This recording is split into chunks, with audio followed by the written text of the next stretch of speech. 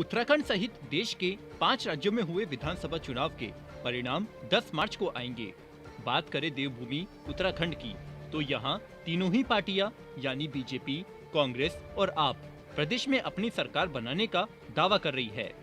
वहीं अगर परिस्थितियां बदली और किसी भी दल को स्पष्ट बहुमत नहीं मिला तो ऐसे में क्या होगा? ऐसे संभावित हालत को देखते हुए सूत्रों की माने तो बीजेपी बहुमत के साथ सत्ता में आने के दावे के साथ साथ ही प्लान बी और प्लान सी पर भी काम कर रही है। पूरे मामले की कमान संभालने के लिए बीजेपी के राष्ट्रीय महासचिव और मध्य प्रदेश के दिग्गज नेता कैलाश विजयवर्गीय अपनी टीम के साथ देवभूमि पहुंच चुके हैं। दूसरी तरफ कांग्रेस भी पूरे मसले को लेकर सतर्क है। जरूरत पड़ी तो कांग्रेस अपने विधायकों को राजस्थान और छत्तीसगढ़ भेज सकती है। आखिर क्या है पूरा मामला, जानने के लिए देखिए इस खास रिपोर्ट को। ये है टॉक्स न्यूज नेटवर्क और आप देख रहे हैं पॉलिटॉक्स, राजनीति का कच्चा चिट्ठा। आपको बता दे, सियासी जानकारों का कहना है कि बीजेपी की पार्टी लाइन के हिसाब से उत्तराखंड उसके लिए सबसे फ्रंट लाइन स्टेट माना जाता है।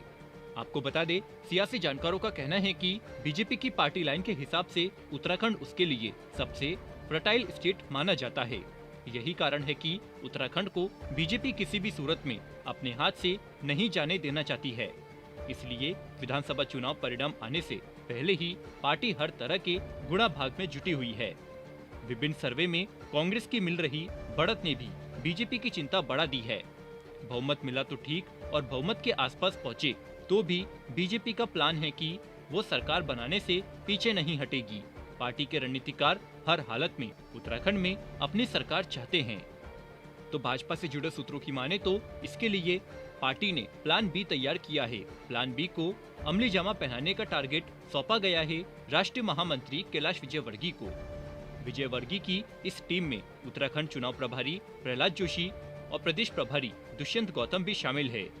रविवार को कैलाश विजयवर्गीय और चुनाव प्रभारी प्रहलाद जोशी देहरादून पहुंच चुके हैं।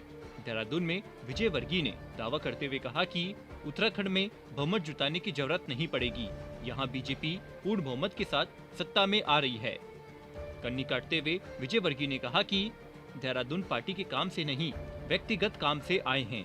देहरादून के एक होटल में रुके कैलाश विजयवर्गीय ने चुनाव प्रभारी प्रहलाद जोशी, मुख्यमंत्री पुष्कर सिंह धामी और प्रदेश अध्यक्ष मदन कौशिक के साथ देर शाम मीटिंग की। तो सियासी जानकारों का कहना है कि इस मीटिंग में बीजेपी नेताओं ने ए, बी और सी प्लान को लेकर चर्चा की। प्लान ए के तहत यदि बीजेपी बहुमत आती है तो सरकार का क्या स्वरूप होगा, इसको लेकर चर्चा हुई। लेकिन यदि पार्टी बहुमत में नहीं आती और बहुमत के करीब पहुंचती है तो फिर सरकार बनाने की क्या कवायद होगी।